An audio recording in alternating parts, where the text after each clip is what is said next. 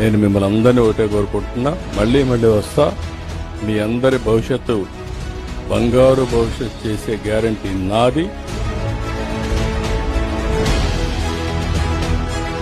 స్వచ్ఛమైన పరిసరాలు, స్వచ్ఛమైన ప్రాంతాలు, స్వచ్ఛమైన మనసు, ఇది నా కాన్సెప్ట్.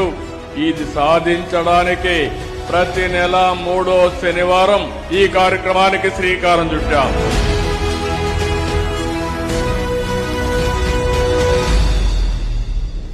ఈ స్వచ్ఛ ఉద్యమంలో ముందుండి నడిపిస్తున్న పారిశుద్ధ్య కార్మికులకి మనస్ఫూర్తిగా అభినందనలు.